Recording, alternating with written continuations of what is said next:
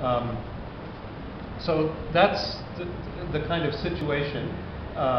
The other area I've worked in is working in a rural community on how to build up the structures of community life, how to make it more sustainable.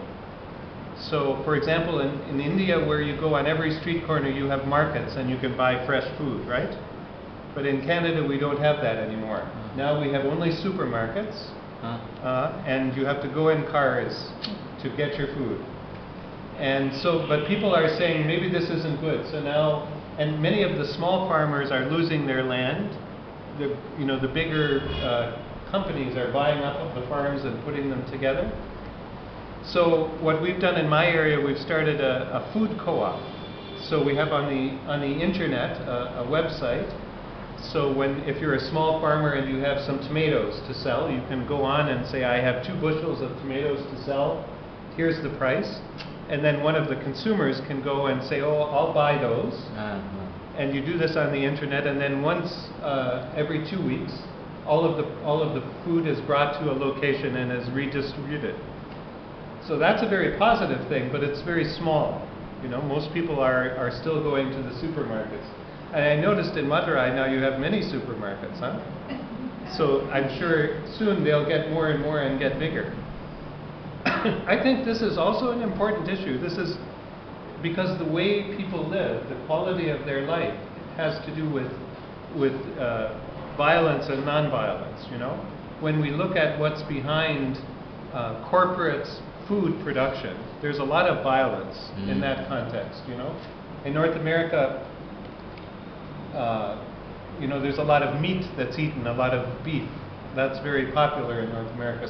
But the way the animals are treated and the way that whole process has become industrialized, it carries in it a lot of violence. And more our economic structures are embodying that kind of violence.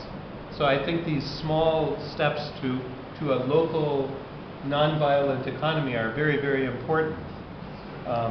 That's where I think we can learn more from what you have here in India, because you haven't lost your local traditions yet. You still have many of them. Yes. In my lifetime, we've lost almost all of our local traditions. So when I was a child, there was markets, there were farmers. Now that's almost all gone. And no one, often people just go to restaurants. They don't even cook their own food anymore because it's too complicated. It's easier. If the husband and wife are working and they come home late at night, they just get food in a restaurant rather than cooking on their own. So a lot of our traditions of simple community life have been lost.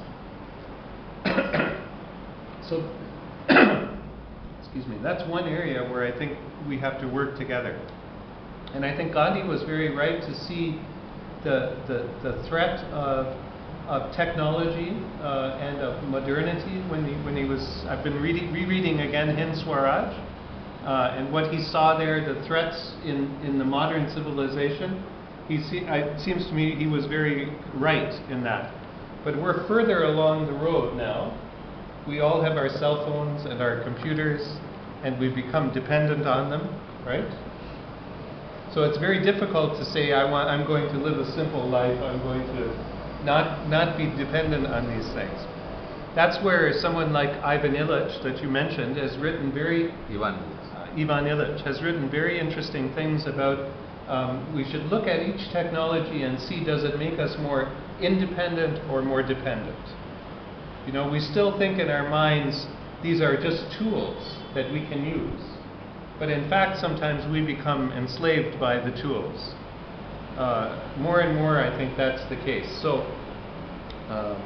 that's something I've been trying to study and write about more, is the direction of technology and whether it's possible for us to set limits on the technology and our use of technology. So there, I think Gandhi's idea of self-limitation, of choosing to not possess, of choosing to not have so much, is very important. Whereas modern culture, consumer culture, is based on the opposite principle. Take as much as you can, right? So in that context, is it possible for us to work with the principle of limitation?